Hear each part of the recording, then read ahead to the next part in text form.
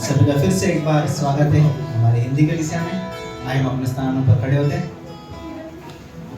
क्या आप सब तैयार हैं आराधना के लिए?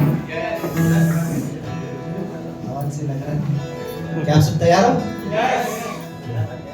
आइए हम आराधना में जाने से पहले एक छोटी सी प्रार्थना करते हैं और अपने मनों को तैयार करते हैं। हम सब ये याद करते हैं कि परमेश्वर इस कमरे में हमारे सामने खड़ा है और हम उसके सामने हैं और वो हम सभी को देख रहा है। और इस समय प्रभु यीशु मसीह के सामने प्रभु हम तेरी आराधना करना चाहते हैं प्रभु। सच में प्रभु यीशु मसीह तो अद्भुत है प्रभु, तू दयालु है प्रभु यीशु मसीह।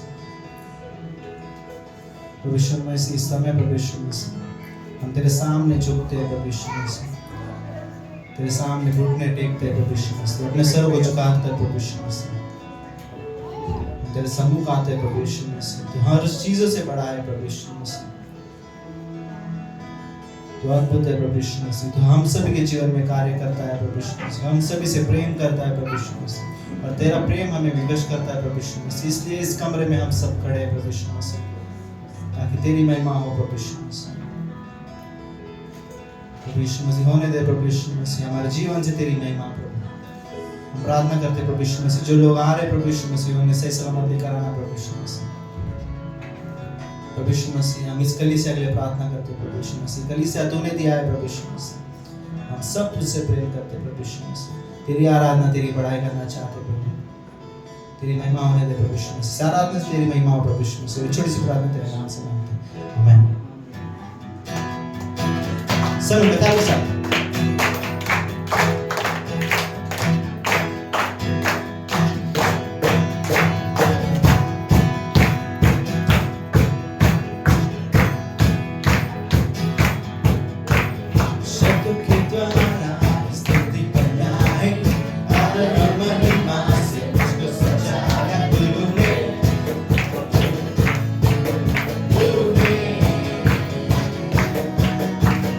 मेरे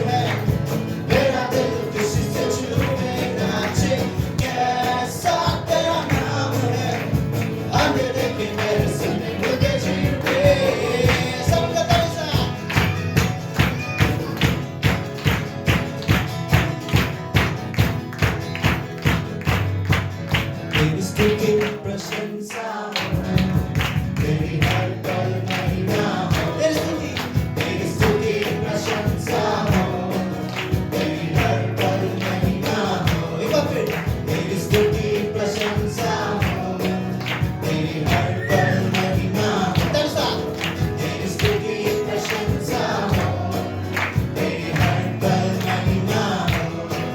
तू अवर्णित है, तू सुंदर है, मेरा पहला पहला प्यार है।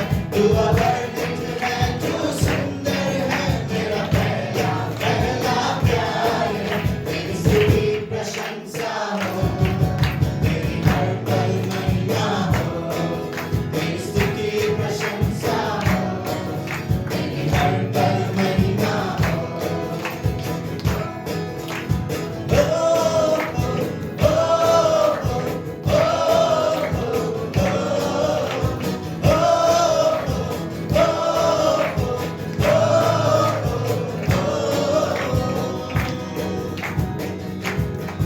मेरी निराशाओं में मेरी आशा बना तू, मेरी खामोशियों को समझा तूने प्रभु। मेरी निराशाओं में मेरी आशा बना तू, मेरी खामोशियों को समझा तूने प्रभु। तू अवर्णित है, तू सुंदर है, मेरा पहला पहला प्यार है।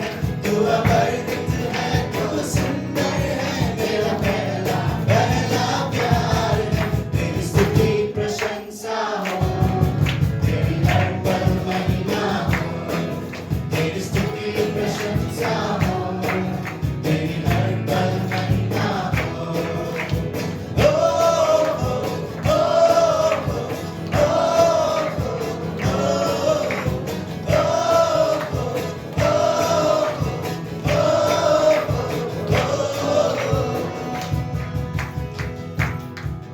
दिल की गहराइयों में बसता तू ही प्रभु, तेरी इच्छाओं को मैं पूरा करता चलूंगी।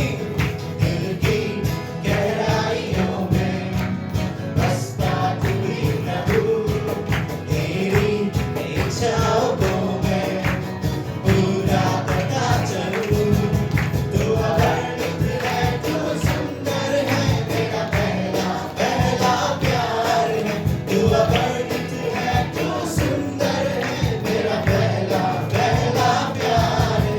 तेरी स्तुति प्रशंसा हो, तेरी हर पल महिमा हो, तेरी स्तुति प्रशंसा हो, तेरी हर पल महिमा हो। तेरी स्तुति प्रशंसा हो, तेरी हर पल महिमा हो, तेरी स्तुति प्रशंसा हो, तेरी हर पल महिमा हो।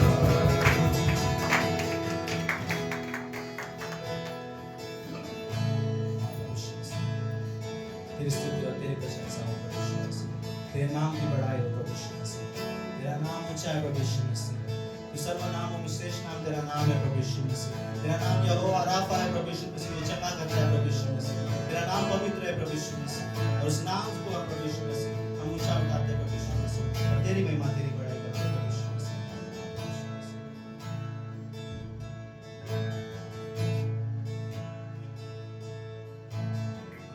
तूने किया खाली अपने आप को, छोड़ी सारी महिमा, होकर खुला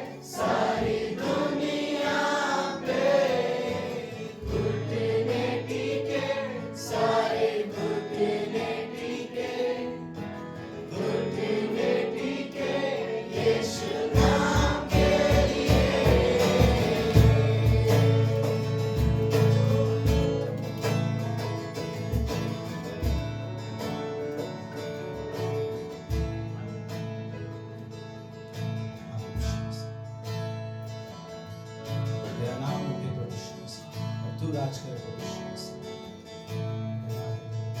तूने अपने हृदय अपने आप को खाली किया प्रभु यीशु मसीह, अपने आप को हमारे लिए दिया प्रभु यीशु मसीह। उस लम्हे को प्रभु यीशु मसीह, उस घटने को हम याद करते प्रभु यीशु मसीह, उस क्रूस की कथा को हम याद करते प्रभु यीशु मसीह और तेरी महिमा करते प्रभु यीशु मसीह और तुझे धन्यवाद देते प्रभु यीशु मसीह।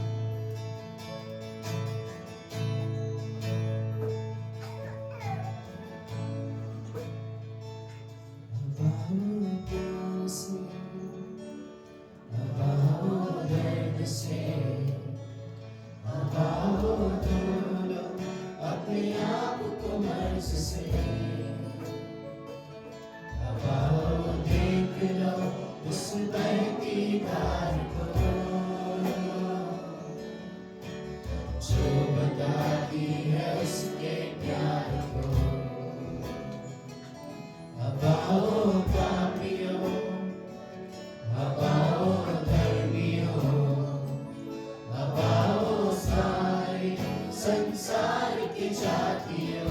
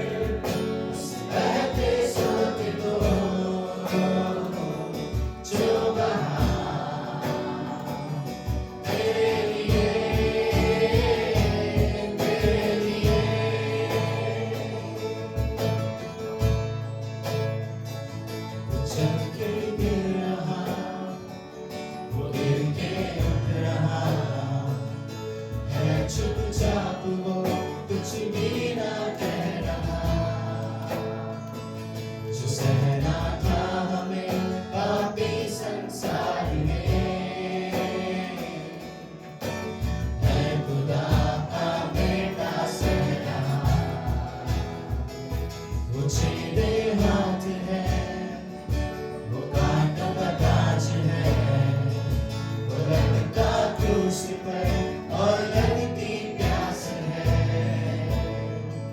वो कहता है पिता तू इनको माफ कर, धीरे से फिर निकलती सांस है।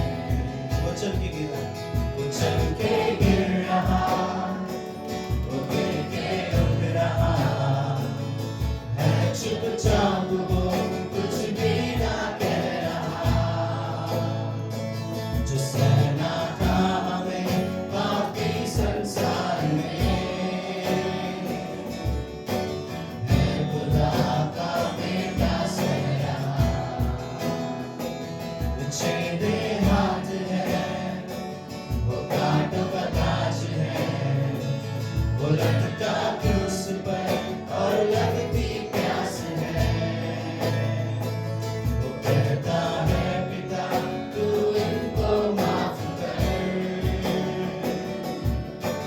धीरे से फिर निकलती सांस है। क्रूस पर जा उसने अपनी नींव गई, हमें जिंदगी नई याद कर, उस बहते सोच को जो बहा तेरे लिए मेरे लिए। क्रूस पर जा उसने अपनी नींव गई, हमें जिंदगी नई याद कर, उस बहते सोच को जो बहा तेरे लिए मेरे लिए।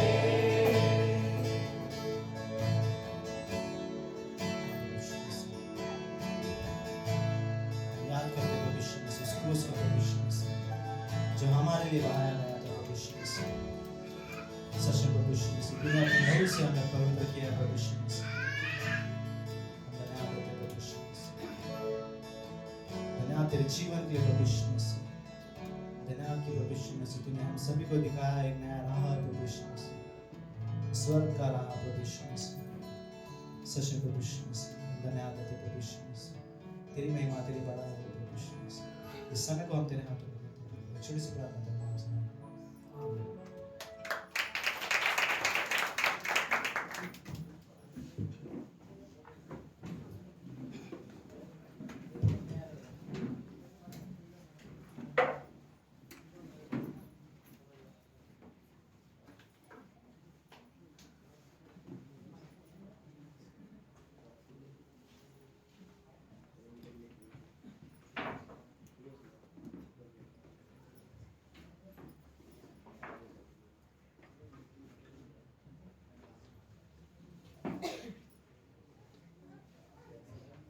ओके, हाय, आप सबका स्वागत है हमारे कलीसिया में।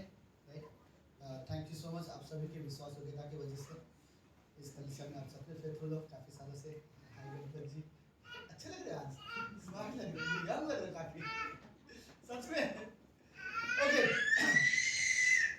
इसको प्लीज बाहर लेके जाओ। ओके, सो अनाउंसमेंट इस प्रकार से है। ओके, सूरज सर आज अनाउंसमेंट नहीं कर रहे क्योंकि वो वॉसेल वेस्ट में उसे इनवाइट किया है आज चर्च में शेयर करने के लिए।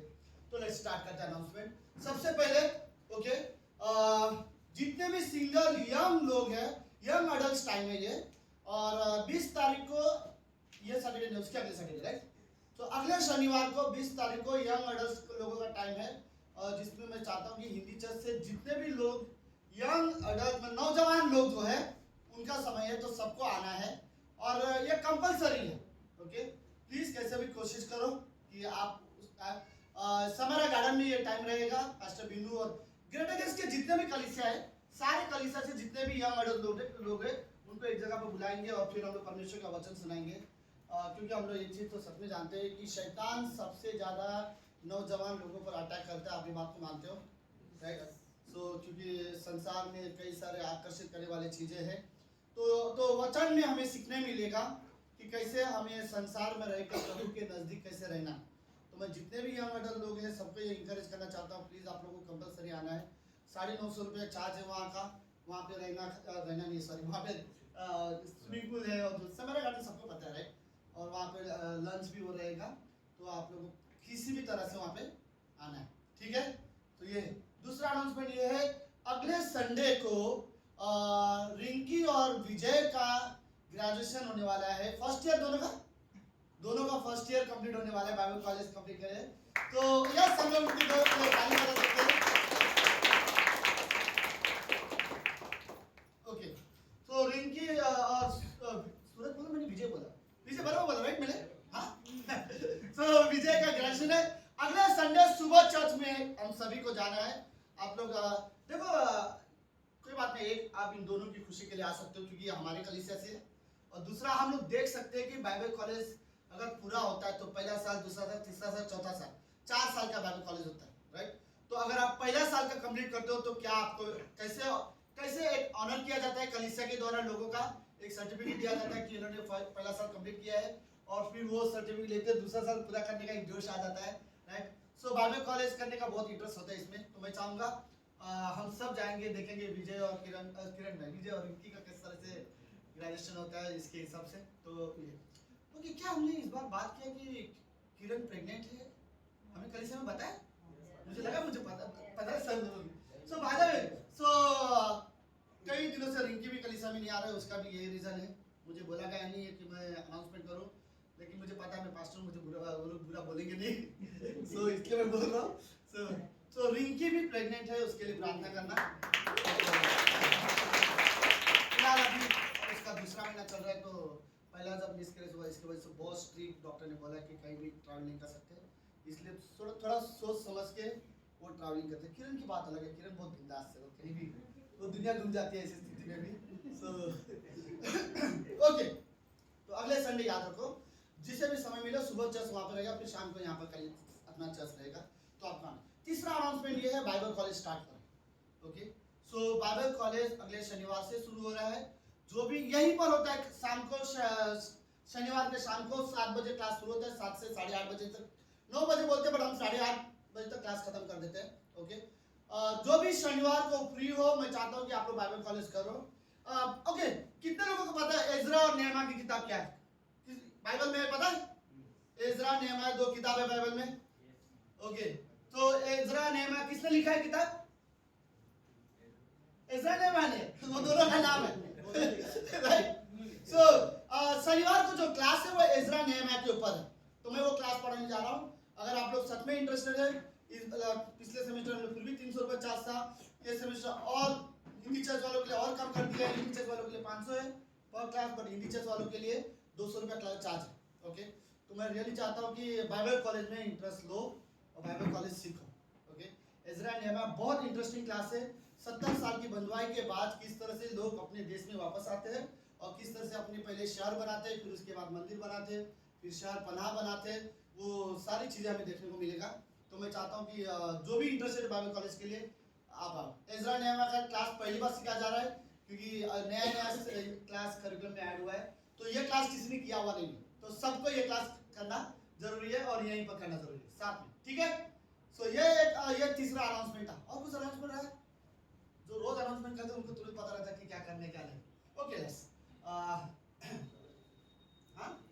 मुझे लगा कुछ बोल। ओके लेट्स अभी प्रभु भोज है। ओके, प्रभु भोज सबको पता है, राइट? प्रभु यीशु मसीह ने कहा मेरी याद में से क्या करना है, राइट? अगर आप यीशु मसीह पर विश्वास करते हो कि वो आपका उद्धार करता है, तो आप प्रभु भोज में भाग ले सकते हो। ओके, कई सारे कलीसिया को ऐसा लगता है कि प्रभु भोज लेने के लिए हमें बपतिस्मा जरूरी है, लेकिन मैं सच कहता हूं बाइबल में कहीं पर ऐसा नहीं है कि आपको प्रभु भोज लेना है तो बपतिस्मा लेना जरूरी है। बाइबल में सिर्फ इतना है कि अगर आप यीशु मसीह पर विश्वास करते हो कि वो आपका उद्धार करता है, तो उसके याद करने के लिए कि वो हमारे पापों के लिए मारा गया और तीसरे दिन जीवित हुआ, उसके याद के लिए हमें प्रभु भोज लेना है। ओके, और प्रभुपद लेने से पहले हम लोग हमेशा एक चीज़ रियली कहते हैं, वो ये कि अपने हृदय को तैयार करो। कुरिन्थियों की किताब में लिखा है, अगर हम अनुचित तरीके से प्रभुपद ले तो ये अच्छा नहीं है, राइट। तो अनुचित तरीका, एक तरीका ये भी है कि हम अपने बड़े लाइटली जाके पी के आना या रोटी खाना, ये वैसा चीज़ नहीं है। सच में हम अपने पापों के लिए जो बलिदान हुआ उसको याद करते हैं कि यीशु मसीह हमारे पापों के लिए मारा गया, और हम उसके बलिदान को हम नहीं भूलेंगे, राइट। तो मैं चाहता हूँ कि 1 मिनट हम सब अपनी आंखें बंद करते हैं, और जाने अनजाने में हम सभी से, मैं ये नहीं बोलूँगा अगर आपसे गलती हुई होगी तो, मैं जानता हूँ इस कमरे में आपसे और मुझसे डेफिनेटली गलती हुई है, राइट। जाने अनजाने में हमसे गलती हुई है, तो हम प्रभु यीशु मसीह को याद करते हैं और प्रभुपद लेने से पहले अपने हृदय को तैयार करते हैं। पहला यूहन्ना 1:9 कहता है, जो कोई अपनी गलती मान लेता है, परमेश्वर विश्वास योग्य धर्मी, वो हमारे सारे अपराधों को क्षमा करता है। हम सभी ने गलती की होगी ये हफ्ते, पिछले 2 हफ्ते में या इस महीने में, इस हम प्रभु के सामने रखते हैं। प्रभु यीशु हमें रियली क्षमा करेगा।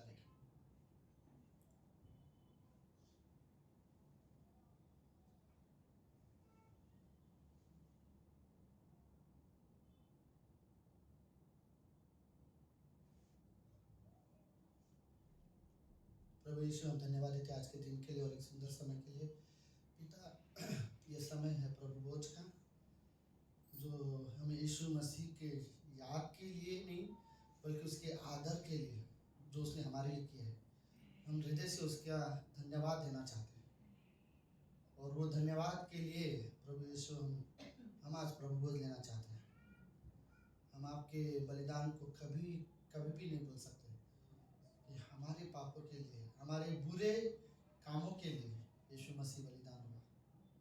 हमारे गलत निर्णय के लिए, गलत विचारों के लिए, गलत बातों के लिए, हर एक गंदी शब्द हमारे मुंह से निकला हो, चाहे हमने किसी को अनादर किया हो, किसी को बुराई की हो, गॉसिप किया हो, किसी का अपमान किया हो, हर एक पाप के लिए यीशु मसीह हमारा जो उद्धार करता है, हमारे पापों के लिए मारा गया। हम इस बात को कभी नहीं भूलना चाहते। उसी की याद में प्रभु यीशु हम इस समय प्रभु बोझ लेना चाहते हैं। हम रियली अपने हृदय को तैयार करना चाहते हैं। धन्यवाद। प्रार्थना यीशु मसीह के नाम से करते हैं, आमीन। ओके, जैसे एक समय रहेगा, अभी एक सॉन्ग रहेगा और उस समय में हम सब प्रभु बोझ लेंगे। उसके बाद एक मैसेज आएगा, फिर साथ में हम प्रभु बोझ लेंगे, ठीक है। तो अभी सॉन्ग के बीच में हमारे कुछ असर्स है जो प्रभु बोझ बांटेंगे।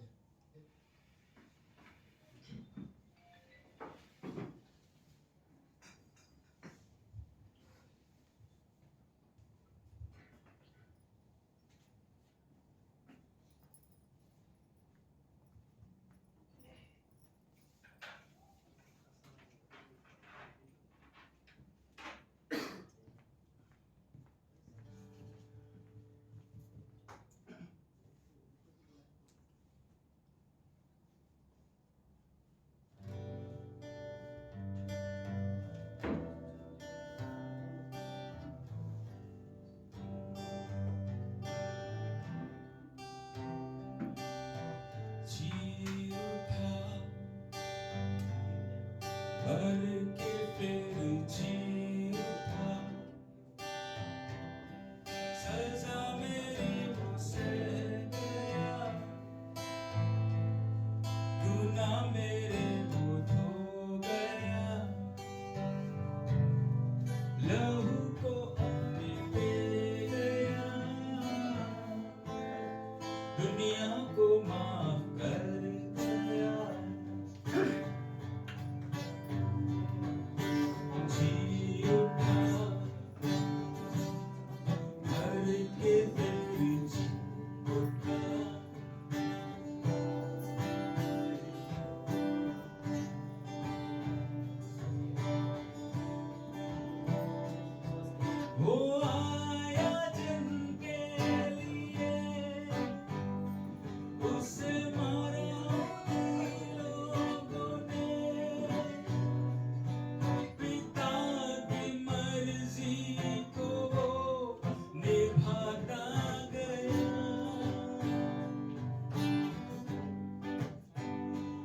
उससे कोड़े मारे गए, कांटे भी सर पे दिए, पानी तक नहीं दिया उसे किसी ने।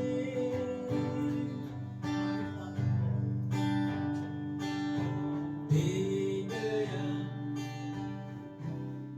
जीवन का जल वो दे गया, दे गया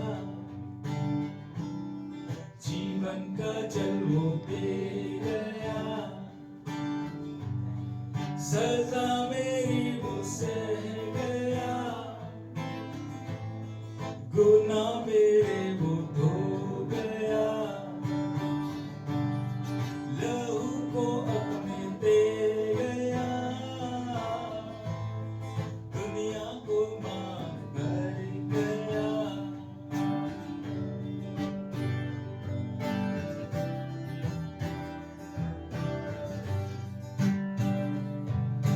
जख्म जो थे उसके वो मेरे पापों के थे, मेरे पाप अपने सर पे मोड़ गया।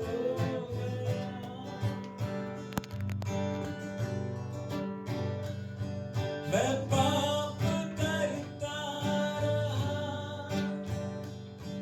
वो कोड़े खाता गया, ऐसा प्यार ना देखा था कभी किसी ने।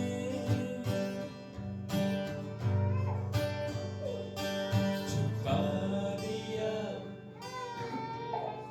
पापों का कर्ज, चुका दिया, चुका दिया पापों का कर्ज, चुका दिया, सजा मेरी वो सह गया, गुनाह मेरे वो धो गया, लहू को अपने दे गया, दुनिया को माफ कर गया, सजा मेरी वो सह गया, गुनाह मेरे वो धो गया, लहू को अपने दे गया, दुनिया को माफ कर गया।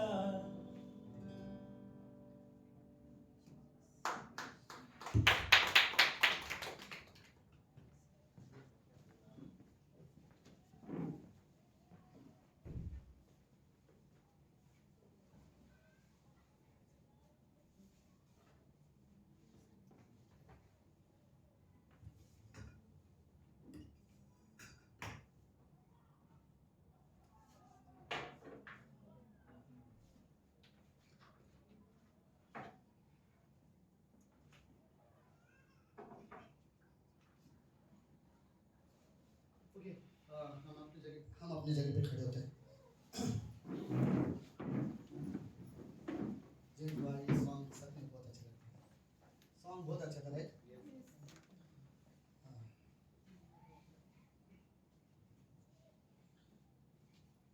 ओके, पहला कुरिन्थियों का 11वां अध्याय उसकी 23वीं पंक्ति से। हम सबको पता है यीशु मसीह का ये आखिरी भोजन था अपने चेलों के साथ। क्रूस पर जाने से पहले रात को यीशु मसीह ने भोजन किया, फिर प्रार्थना के लिए गतसमनी बगीचे में गया और फिर वहाँ पर यीशु मसीह पकड़ाया जाता है। फिर पूरी रात यीशु मसीह के ऊपर मुकदमा चलते हैं, राइट? यहाँ से वहाँ उसे लेके जाते हैं, फिर सुबह सुबह उसे कोड़े से मारते हैं। बोलते हैं कि 39वां कोड़ा मारा जाता था, लेकिन 40वां नहीं मारा, क्योंकि बोलते हैं कि अगर 40वां कोड़ा मारते हैं तो इंसान की मृत्यु हो जाती है। तो वो पूरी तरह से अधमरा होना चाहिए, मतलब पूरी तरह से उसे मारना चाहिए, बस उसकी जान नहीं जानी चाहिए। लेकिन उससे भी यहूदी लोग खुश नहीं थे। फिर सुबह सुबह सब लोग पिलातुस के घर के सामने जमा हुए और सारे लोगों ने जोर से एक साथ चिल्लाने लगे, इसे क्रूस पे मारो, इसे क्रूस पे मारो। राइट। और फिर अगले दिन प्रभु यीशु मसीह को उसी दिन दोपहर के करीब 12 बजे, राइट, यीशु मसीह को क्रूस पर चढ़ाया गया। और प्रभु यीशु मसीह हम सभी के पापों के लिए यीशु मसीह धरती पर आया और क्रूस पर मारा गया। सुनने में बड़ा अच्छा लगता है। सबको पता है पंक्ति। यूहन्ना 3:16 क्या कहता है? परमेश्वर ने जगत से ऐसा प्रेम किया कि उसने अपने पुत्र को दे दिया। परमेश्वर ने किसे? जगत से ऐसा प्रेम किया। लेकिन वो जगत का मतलब होता है जगत के सारे लोगों से, राइट। और हम जानते हैं इस जगत के में जो लोग थे उसमें व्यभिचारी लोग थे, चोरी करने वाले लोग थे, डाका डालने वाले लोग थे, खूनी लोग थे, गालियां देने वाले लोग थे, बुरे नशा करने वाले लोग थे। इस प्रकार के हर बुरे प्रकार के लोग थे। फिर भी बाइबल बोलती है परमेश्वर ने इस जगत के लोगों से प्रेम किया। ये नहीं कहा कि लोग अलग अलग प्रकार के लोगों के पाप या अच्छे लोगों से प्रेम किया, ऐसा नहीं कहा है, राइट। इस जगत के लोगों से प्रेम किया। तो उस रात जब प्रभु यीशु मसीह मरने वाला था, उस रात पकड़े जाने वाला था और अगले दिन यीशु मसीह मरने वाला था, उस रात यीशु मसीह ने लोगों से कहा कि लेट्स हम खाना खाते हैं। और खाना खाते समय उसने रोटी ली और सबको टुकड़ा दिया और कहा मेरी याद में इसे कर लिए रहना, राइट। मतलब ये है मैं तुम्हारे लिए ये मेरा शरीर का टुकड़ा का हिस्सा, जैसे मेरा देह, जैसे इस रोटी को तोड़ के मैंने सबको दिया वैसे मेरा शरीर क्रूस पर तोड़ा जाएगा, राइट। और जैसे ये लहू का प्याला समझ के हम लोग जो पी रहे वैसे क्रूस पर मेरा लहू बहाया जाएगा तुम्हारे पापों के लिए। तो तुम सिर्फ एक करना कि याद रखना मैंने जो तुम्हारे लिए किया है। तो यीशु मसीह बोलता है जब भी तुम मिलो तो प्रभुवत करो मेरी याद के लिए कि मैंने तुम्हारे लिए अपनी जान दिया है। यीशु मसीह सच में नहीं चाहता कि तुम लोग सारे कार्य शायद भूल जाओ, सारे चमत्कार शायद भूल जाओ, लेकिन मैंने जान दिया है तुम्हारे लिए, अपना लहू बहाया, उस बात को तो मत भूलो, राइट। उस बात देखो, बुरा मत समझना, मैं आपको सच कहता हूं, आज शायद हम सब यहाँ पर है और प्रभु बोध लेना चाहते हैं। अगर आज ये प्रभु बोध लोगे तो इसका मतलब ये नहीं आज आप पवित्र हो जाओगे, आज आप धर्मी हो जाओगे, आज आपके पाप क्षमा हो जाएंगे ना, इसका मतलब ये नहीं है। हम प्रभु बोध इसलिए ले रहे हैं क्योंकि हमारे पाप 2000 साल पहले माफ किए गए, हम 2000 पहले धर्मी ठहराए गए, हमारे सारे गुनाह माफ 2000 साल पहले ही मिला है। इसलिए वो माफी को याद करने के लिए हम प्रभु बोध लेते हैं, राइट। तो प्रभु मसीह बोलता है अगर तुम मेरी याद में इसे लेते रहोगे तो शायद कई सारी गलत चीजों से तुम दूर रह पाओगे, क्योंकि ये याद रहेगा तुम्हें कि मैंने तुम्हारे लिए अपनी जान दी है, राइट। तो प्रभु बोध का मतलब यही है कि यीशु मसीह हमारे पापों के लिए मारा गया और हम याद कर रहे हैं, राइट। ये रोटी का टुकड़ा या साधारण रोटी का टुकड़ा नहीं है, एक सिर्फ एक चिन्ह है, राइट, कि यीशु मसीह ने अपने शरीर को हमारे लिए दिया है।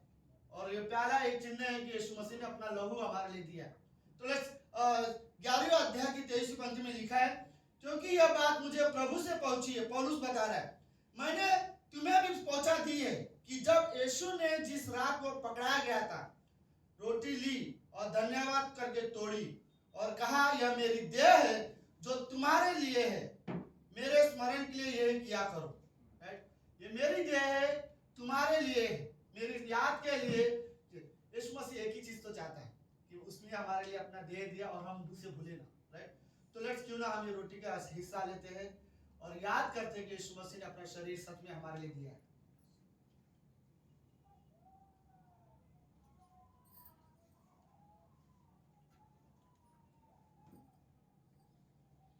पच्चीसवीं पंक्ति,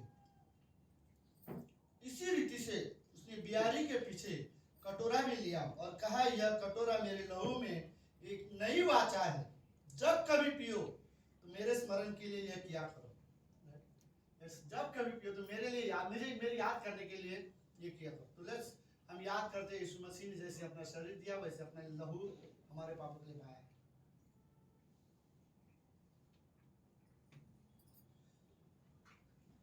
प्रभु यीशु हम धन्यवाद देते आज के दिन के लिए और एक सुंदर समय के लिए।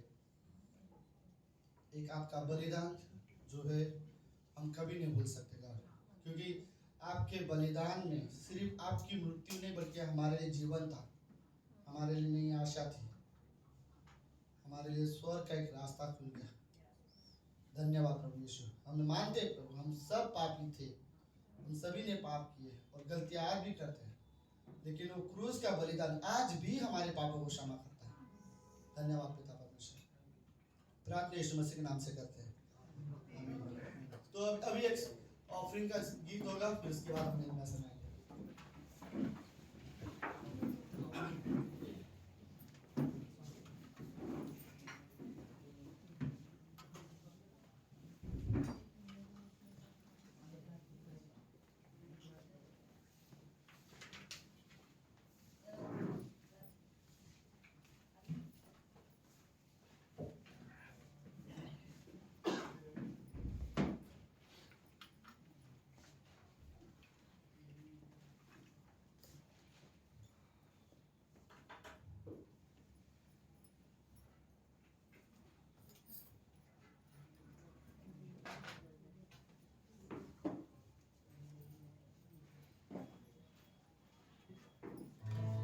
इस विषय से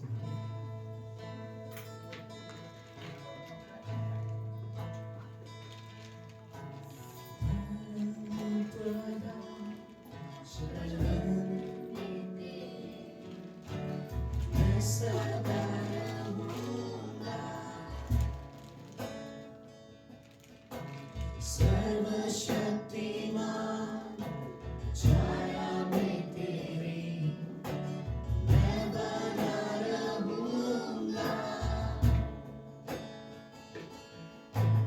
हे मेरे खुदा, हुजूरी में तेरी बाहों में फना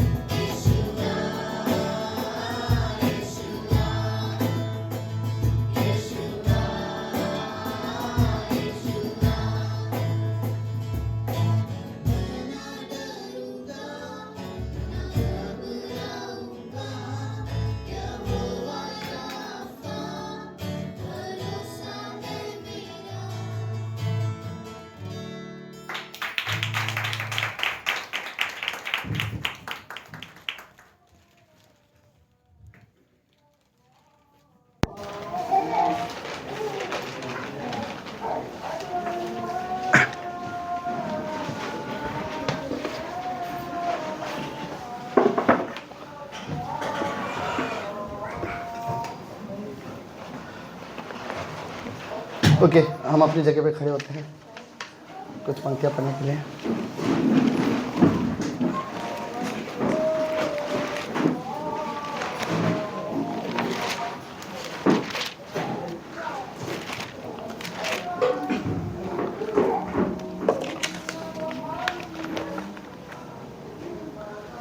ओके, आमोस का 3रा अध्याय, इसकी 3री पंक्ति क्या कहता है? आमोस 3:3।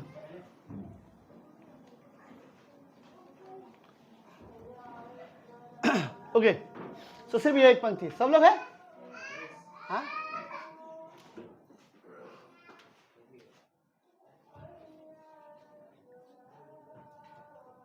प्रभु हमें संडे स्कूल की बहुत जरूरत है जहाँ पे हम छोटे बच्चे को भेज सके। ओके, यदि दो मनुष्य परस्पर सहमत ना हो तो क्या वे एक संग चल सकेंगे? और फिर एक क्वेश्चन मार्क, एक सवाल है।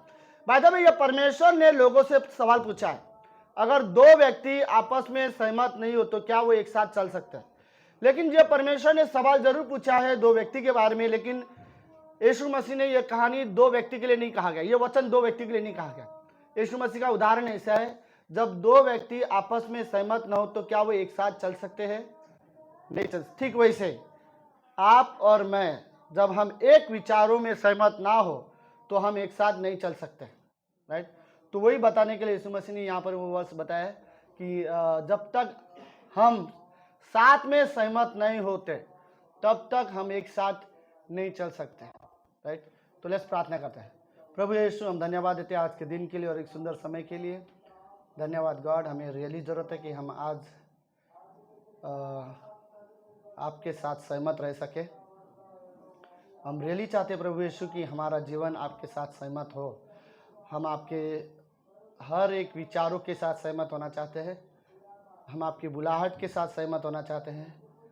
हम प्रभु यीशु, हम आपके साथ सहमत होना चाहते हैं। धन्यवाद प्रभु यीशु मसीह।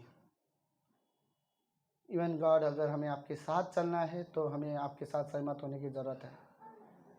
धन्यवाद देते हैं, ये प्रार्थना यीशु मसीह के नाम से करते हैं, आमीन। आप सब लोग बैठ सकते हो।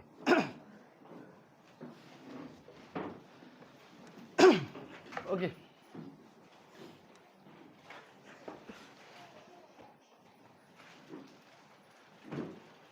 ओके, मैं देख रहा हूँ सब सेटल हो जाए।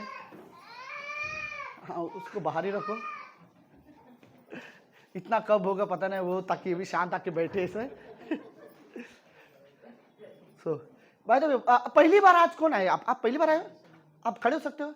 अंकल, आप पहली बार आए हो? आप खड़े। वाह, आपका नाम? शिवम। शिवम भाई। और आप? हाँ, गंगा विष्णु। ओह, थैंक यू सो मच आने के लिए। वाह, थैंक यू सो मच आने के लिए। आप लोग बैठ सकते हो। तो हर रविवार को यहाँ पर सभा होता है। अगर आप मुंबई में हो और यहीं पर हो, मैं रियली चाहता हूँ कि आप लोग हर संडे को आओ। थैंक यू आने के लिए। आप लोग बैठ सकते हैं अंकल। थैंक यू शिवम भाई।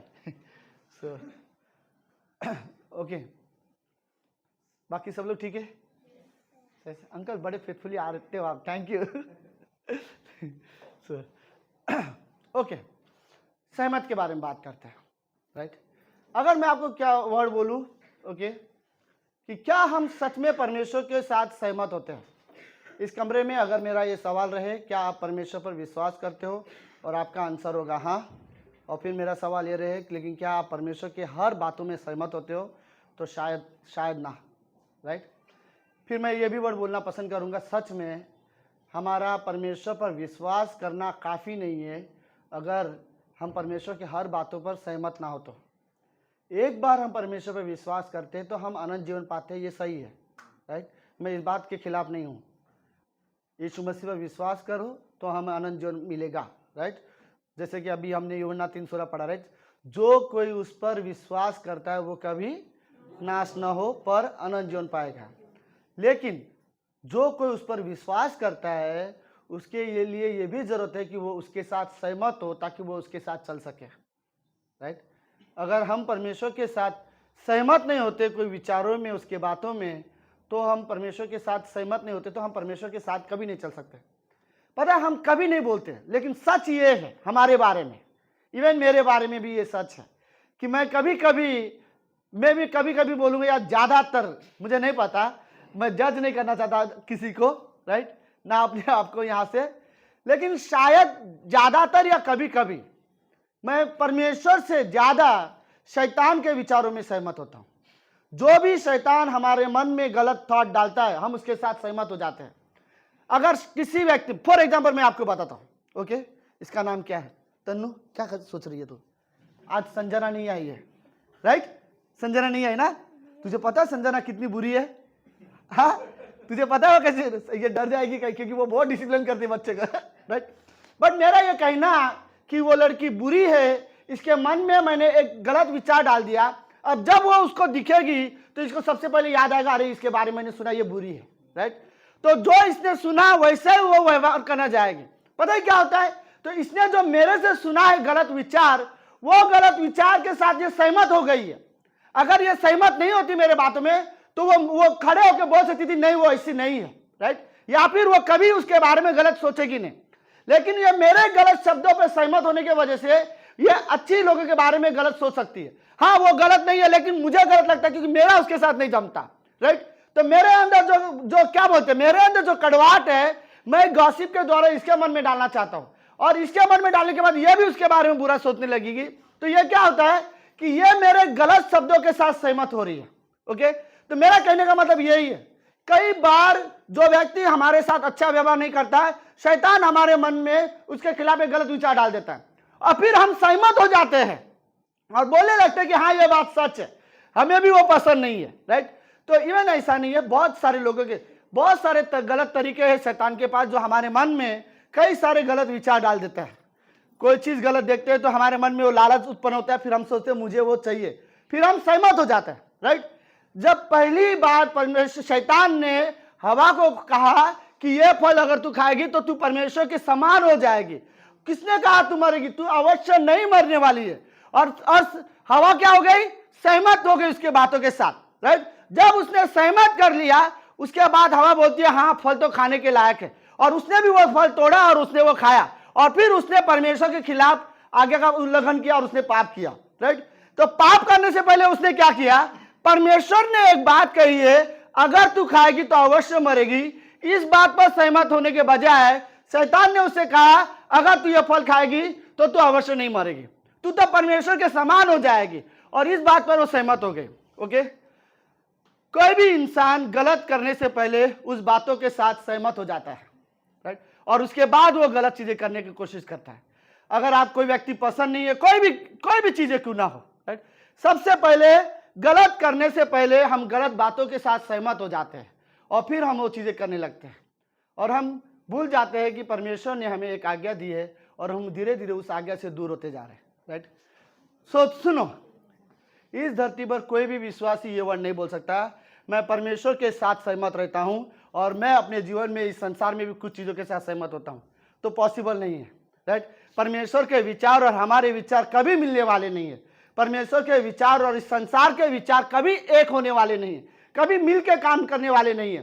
तो जब तुम दोनों के साथ सहमत होते हो तो इसका मतलब यह है कि आप परमेश्वर के विचारों के साथ सहमत नहीं हो, लेकिन आप संसार की बातों के साथ सहमत हो, राइट? और जब हम सहमत होंगे गलत चीजों पर तो वो गलत चीजें हम बड़े आसानी से कर लेंगे, और ये रियली हम जरूरत है। कोई भी गलत चीजें अगर विश्वासी करता है उसका कारण ये उस गलत चीजों के साथ पहले वो सहमत हो जाता है, उसके बाद करता है।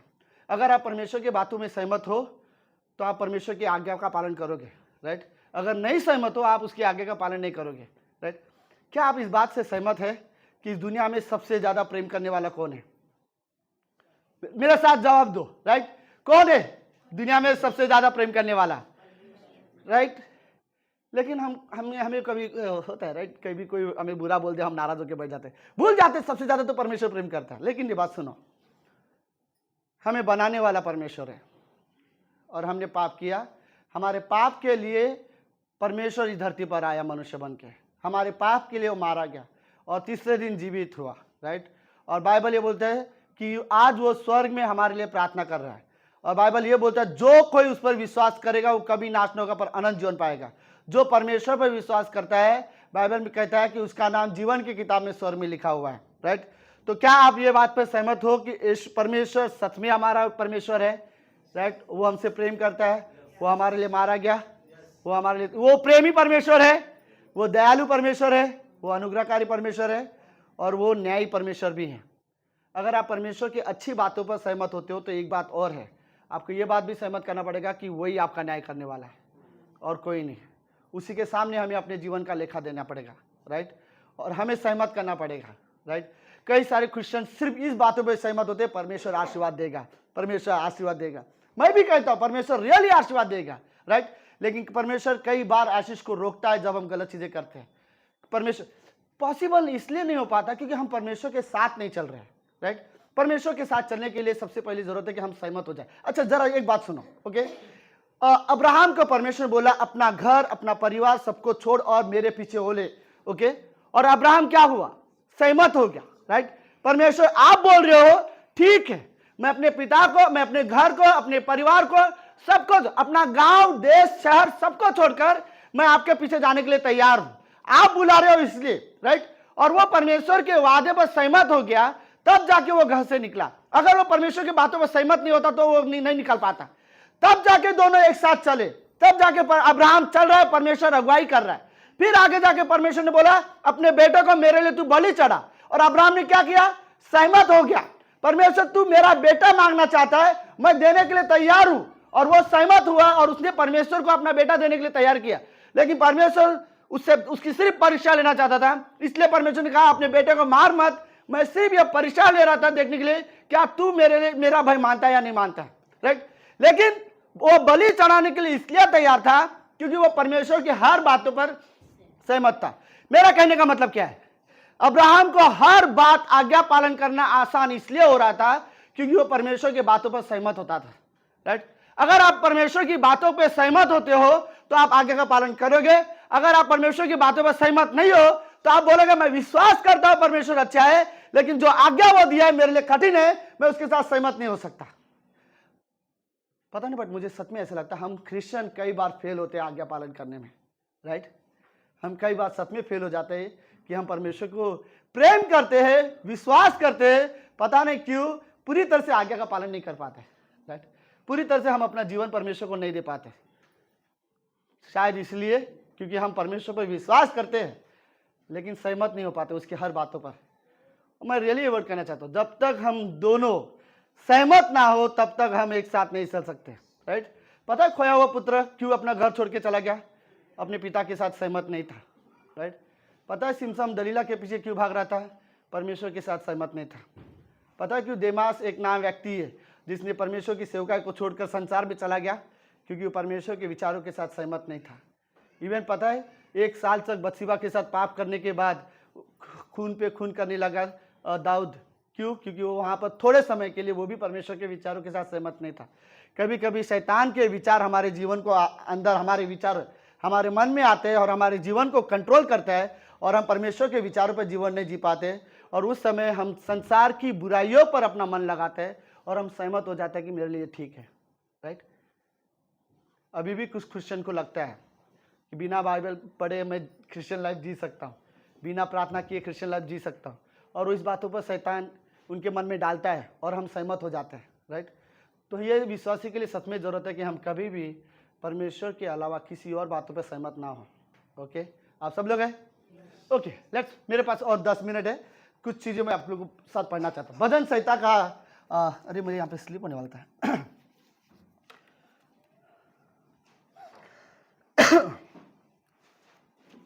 ओके, 137 पंक्ति 137 भजन संहिता का कुछ पंक्तियां मैं उसमें से पढ़ना चाहता हूं। ओके, यह पंक्ति पढ़ने से पहले मैं आपको बताना चाहता हूं यह स्थिति कौन सी है। ओके, बंधुआई के समय में ये लोग वहां पर है। 70 साल की बंधुआई जब थे तब 70 साल की बंधुआई सबको पता है, चलो ठीक है, मैं बट कुछ हिस्सा समझ लो। पता पुराने जमाने में ऐसा होता था कि देश को बंदी बना लेते थे और दूसरे देश में लेके जाते थे और उनको गुलाम करके काम करवाते थे। तो उस समय में इजरायलियों को 70 साल के लिए बंदी बनाया गया था, और 70 साल के बंदी के समय में ज्यादातर, या तो यह समय किसके बारे में है, मोस्टली कुछ लोग बोलते शायद दानियल, शायद एजरा, इन लोगों के बारे समय के बारे में क्या है, ओके, या फिर नेहमाया, मतलब ये लास्ट समय में 70 साल का बंधुआई जब खत्म हो रहा था उस समय के बारे में है ये। तो हो क्या रहा था, इजराइल देश पता है किस चीज के लिए फेमस थे? इजराइल देश फेमस बहुत सारी चीजों के लिए थे, उसमें से एक चीज इजराइल देश फेमस है वर्शिप में, सिंगिंग में, राइट। और उनको जो पसंद था इजराइल देश में, उनके जो अपने इंस्ट्रूमेंट जो होते थे वो इंस्ट्रूमेंट बजाकर लोगों को सुनाते थे, तो लोग वर्शिप करते थे। तो आजू बाजू के शहर के दूसरे देशों के लोगों को भी पता था, अरे इजराइल देश में बहुत अच्छा वर्शिप होता है, बहुत अच्छे गीत गाते, वो लोग गीत गाने में अच्छे हैं, वो लोग बजाने में अच्छे हैं, नए नए इंस्ट्रूमेंट लेके आते हैं और बजाते हैं। तो अब वहां का राजा जो था उसने क्या बोला, अब मैंने मानो तुम लोग सब इजरायली हो, तो मैं बोल रहा हूं अरे तुम सबको बंदी बना के लाया हूं, तुम लोग में से जो कुछ टीम है वर्शिप करने वाले लोग जो है वो लोग बोलते चलो तुम अपने देश में जो आराधना करते हो, जो वर्शिप करते हो ना, तो यहाँ पर हमको गा के सुनाओ, हमारा इंटरटेनमेंट करो, मनोरंजन करो, हम सुनना चाहते हैं तुम कैसे गाए। तो सुनो, उस समय में जब ये सारे लोग गाने के लिए जब खड़े हुए, सबके सब चुपचाप खड़े थे, एक ने भी गाना नहीं गाया, क्योंकि वो बोलते हैं हम जो आराधना जीवित परमेश्वर की करते हैं वो आराधना हम किसी के मनोरंजन के लिए नहीं गा सकते, राइट।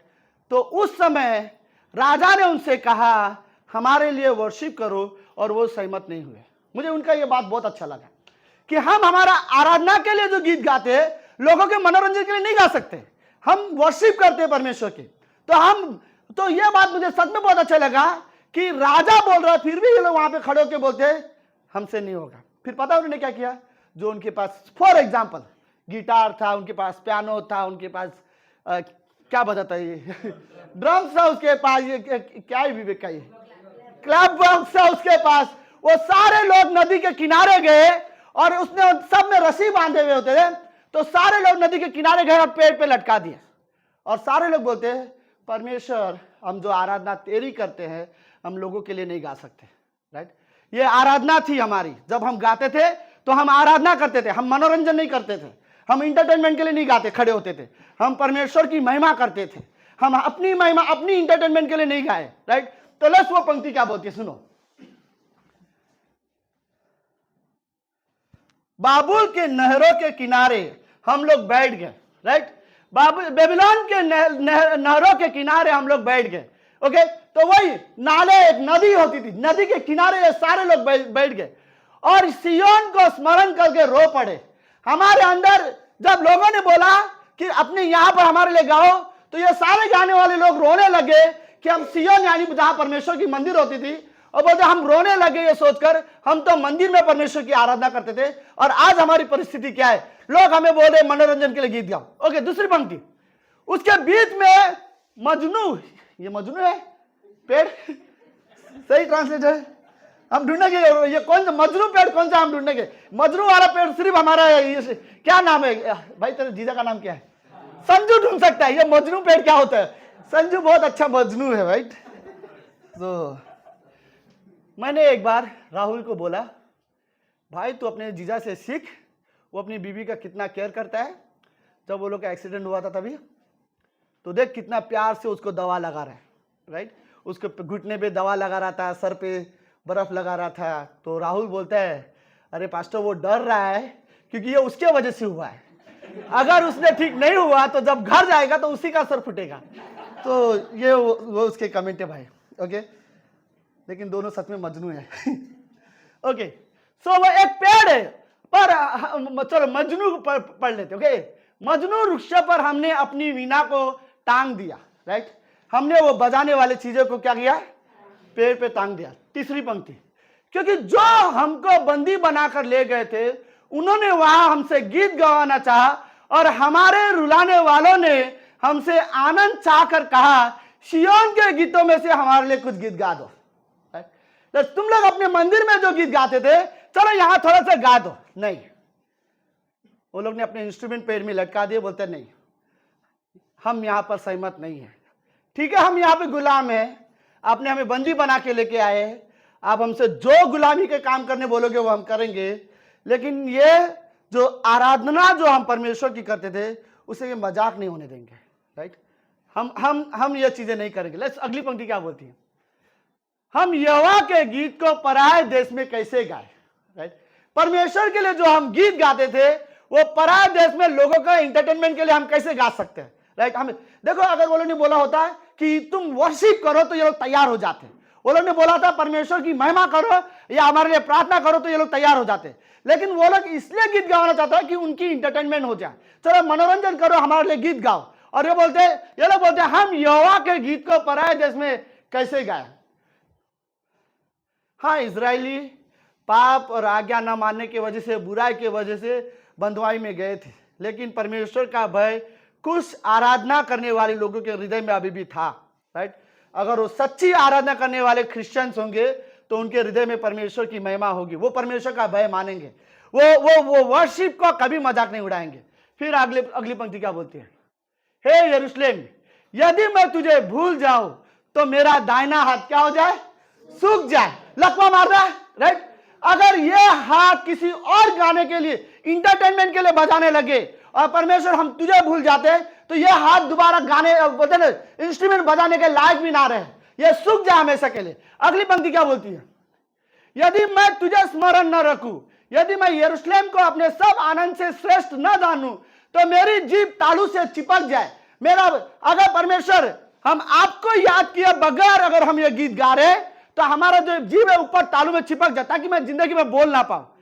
सिंपल मतलब ये है, ना तो हम कभी इंस्ट्रूमेंट बजा पाए, ना हम कभी शब्द से मुंह से बोल पाए। ये हालत हमारी कर देना परमेश्वर, अगर हम ये आराधना को हम मजाक के लिए अगर जिस दिन गाएंगे तो, राइट। आई थिंक ये रियली वो लोग थे जो बंधुआई में थे लेकिन परमेश्वर का आदर पर दिल के साथ करते थे, राइट। मुझे रियली इनके वो चीजें बहुत पसंद आया। तो कौन सी पंक्ति है, 6वीं, ये पढ़ा हमने, हाँ। अगली पंक्ति, हे यहोवा, यरूशलेम के दिन को एदोमियों के विरुद्ध स्मरण कर कि वे कैसे थे, ढाओ और उसके नींव से ढा दो। 8वीं पंक्ति, बेबीलोन तू जड़ने वाली है, क्या यह धन्य होगा जो तुझसे ऐसा ही बर्ताव करेगा जैसा हमसे किया है, राइट। आज जो देश है वो उन लोगों को पकड़ कर बोल रहे कि गीत गाओ, राइट। अगले, क्या ही धन्य वो होगा जो तेरे बच्चों को पकड़कर चट्टान पर पटक देगा। अगली, खत्म, 9वीं पंक्ति है, राइट, हाँ 9वीं पंक्ति।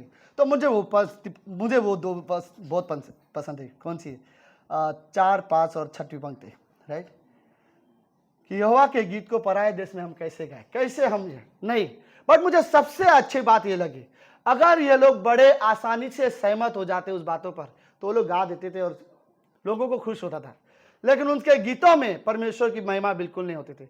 लेकिन ये लोग चाहते थे कि नहीं, हम परमेश्वर की महिमा के लिए चुने हैं, हम गीत जो गाते हैं परमेश्वर की महिमा के लिए करते हैं। ओके, सब लोग हैं, मेरा ये कहना गलत नहीं होगा। ओके, आप कितना भी अच्छा गीत गाओ लेकिन अगर हृदय को तैयार करना भूल जाओगे, राइट, फिर हम मिस कर देंगे वर्शिप को, राइट। परमेश्वर ने हमें चुना है, पता है, सच में बोलता हूँ, सुनो। ओके, ये वर्शिपर वालों के लिए मेरी रियल स्टेटमेंट है। ओके, मैं रियली वर्ड बोलना चाहता हूँ। स्वर्ग में जाने के बाद किसी भी प्रचारक की जरूरत नहीं है। हर प्रचारक को बोला जाएगा तुम लोग बैठ जाओ, यीशु मसीह वहां पर है प्रचार करने के लिए, राइट। लेकिन वर्शिपर वाले लोगों को बोला जाएगा गाते रहो, राइट। यीशु मसीह अपने लिए खुद कैसे गाएगा, राइट। वो अपनी महिमा के लिए खुद कैसे गा सकता है, वो अपने बारे में लोगों को सिखा जरूर सकता है, राइट। तो प्रचार करने वालों के लिए स्वर्ग में परमेश्वर बोलेगा ओके तुम पास्टर ठीक है बैठ जाओ यहाँ पर, वर्शिप वाले गाओ, राइट। और परमेश्वर उनको बोलेगा तुम गीत गाओ मेरे लिए, राइट। और लोग वहां पर परमेश्वर की आराधना करेंगे। देखो, हमें हमेशा के लिए परमेश्वर की आराधना करनी है और परमेश्वर के लिए हमें जरूरत है कि हम सच्चे हृदय से परमेश्वर की आराधना करें। परमेश्वर ने हमें चुना है। बट मुझे इन लोग की एक बात सच में बहुत पसंद आती है, हम बंधुआई में हैं, आपने हमें बंदी बना के रहा है, हम गुलाम हैं, आप जो चाहो हमसे कर सकते हो। लेकिन अगर आप बोलोगे हम हमारे परमेश्वर की जो आराधना करते थे वो गीत आपके सामने गाए आपके मनोरंजन के लिए, ये हमसे नहीं होगा, राइट। हम सहमत नहीं है। मैं रियली वर्ड करना चाहता हूँ, जहाँ कहीं भी गलत चीज़ें हो रहे हो वहाँ पर विश्वासी को सहमत होने की जरूरत नहीं है। शद्रक मेशक अबेदनगो ने भी एक बार कहा था, नहीं राजा हम तेरे बनाए मूर्ति के सामने नहीं झुकेंगे, राइट। हम सहमत नहीं है। जब दानियल से कहा गया था कि हमारे खाना खाओ, उन्हें बोला नहीं हम सहमत नहीं है, राइट। हम साग पीत खाएंगे, साग से क्या बोलते, साग पात खाएंगे, राइट। हम वेजिटेरियन खाएंगे, हम नॉन वेज नहीं खाएंगे, लेकिन हम सहमत नहीं होते। कहीं ना कहीं ऐसे स्ट्रांगली खड़े होकर बोलना चाहिए कि नहीं हम सहमत नहीं है, राइट। हम परमेश्वर। सो लेट्स, एक आखिरी चीज, ओके, अगर आपको सहमत होना है तो एक बात पे जरूर सहमत होना, ओके, कि हमें एक बात की सच में सहमत होने की ज़रूरत है। परमेश्वर के सामने जब भी जाओ तो अपने पास्ट के साथ सहमत हो जाओ कि हाँ प्रभु, हमने गलत किए और हमने पाप किए थे, जिसकी वजह से यीशु मसीह मारा गया और तीसरे दिन जीवित हुआ। राइट। अब हम हमेशा उस ग्लानि में नहीं जीना चाहते कि मैंने गलत किया, मैंने गलत किया। ज़रूरत नहीं है। हमें इस बात पे जीना चाहिए, परमेश्वर ने मुझे क्षमा किया, परमेश्वर ने मुझे अनुग्रह दिया, परमेश्वर ने मुझसे प्रेम किया, मैं पापी होने के बावजूद ने उसने मुझसे प्रेम किया। इस बात में हमें जीवन जीना है। इस बात के पास को लेकर हमें जीवन नहीं जीना है कि हमने गलत किया, हमने गलत किया। हमें बात मानना है, हाँ हम गलत थे और सभी गलत थे, लेकिन यीशु मसीह के वजह से हमें अनुग्रह मिला है। यीशु मसीह के वजह से उससे हमें प्रेम मिला है। उसने हमें बदला है, हमारे जीवन को, हमारे पाप को उसने क्षमा कर दिया है। अब हमें ग्लानि में जीवन जीने की जरूरत नहीं है। अगर मैं ग्लानि में बुरा जीता रहूंगा और अपने आप को बुरा समझता रहूंगा तो मैं हमेशा ये सोचता रहूंगा मैं परमेश्वर के सामने जाने योग्य नहीं, क्योंकि मैं बुरा हूं। लेकिन मुझे ये समझने की जरूरत है, हाँ वो मेरा पास था, लेकिन आज मेरा अलग है। परमेश्वर ने मेरे पास को बदल दिया है। राइट। और मुझे परमेश्वर के विचारों में सहमत होने की जरूरत है। राइट। जो भी परमेश्वर ने हमें कहा, हमें उसके साथ सहमत होने की जरूरत है। हमें परमेश्वर के वादे पर सहमत होने की जरूरत है। हमें परमेश्वर की बुलाहट के साथ सहमत होने की जरूरत है। हमें परमेश्वर के हर एक आज्ञा जो उसने हमें दिया है, उस आज्ञाओं के साथ हमें सहमत होने की जरूरत है। और हमें परमेश्वर की बातों में सहमत होने की जरूरत है। राइट। और उसके साथ सहमत होने के बाद ही हम आज्ञा पालन कर पाएंगे, हम उसके लिए अपना जीवन जी पाएंगे, अगर हम सहमत है तो। वरना अगर हम सहमत नहीं तो कई सारी चीजें हैं कि वरना ऐसा होगा, हाँ हम विश्वास करते हैं और हम प्रेम करते हैं, लेकिन हर बातों पर हम सहमत नहीं हो पा रहे। राइट। क्योंकि हमारे लिए थोड़ा सा कठिन हो जाता है। राइट। कठिन कुछ नहीं होता, बस हमारा मन थोड़ा संसार में रहता है, इसलिए कठिन हो जाता है। राइट। बट हमें रियली जरूरत है लास्ट में। ओके। परमेश्वर ने फिर वही वर्ड बोला है, जब तक दो आदमी आपस में सहमत ना हो क्या वो एक साथ चल सकते हैं। हमें रियली सोचना है, मैं परमेश्वर के साथ कभी नहीं चल सकता जब तक मैं उसके साथ सहमत ना हो। तो हमें जरूरत है कि हम उसके साथ सहमत हो जाएं। आमीन। आमीन। लेट्स प्रार्थना करते हैं। प्रभु यीशु, हम धन्यवाद देते हैं आज के दिन के लिए और एक सुंदर समय के लिए पिता। और रियली गॉड, हम आपके विचारों के साथ सहमत हैं। हम आपके साथ रियली हर बातों में हम आपके सहमत हैं, होना चाहते हैं, ताकि हम आपकी आज्ञा का पालन कर सकें। धन्यवाद प्रभु। यदि कोई भी विश्वासी गलत कर रहा है, बुराई कर रहा है, पाप में जीवन जी रहा है, तो परमेश्वर के साथ सहमत नहीं है। कोई भी व्यक्ति परमेश्वर का भय नहीं मान रहा है या आज्ञा का पालन नहीं कर रहा है, तो परमेश्वर के साथ सहमत नहीं है। हमें परमेश्वर के साथ सहमत होने की जरूरत है, ताकि हम परमेश्वर आपके साथ चल सकें, आपकी उपस्थिति में चल सके, हम पवित्रता में जीवन जी सके। धन्यवाद पिता परमेश्वर, धन्यवाद देते प्रभु। यहाँ आए हुए हर एक व्यक्ति के जीवन को यीशु मसीह हम आपके हाथ में सौंपना चाहते हैं। हम रियली सीखना चाहते हैं कि हमारे जीवन के जरिए हम सिर्फ बोलना नहीं चाहते गॉड, हम सच में हमारे जीवन के जरिए आपकी महिमा करना चाहते हैं। धन्यवाद प्रभु यीशु। सभा को आपके हाथ में सौंपते हैं। प्रार्थना यीशु मसीह के नाम से करते हैं। आमीन।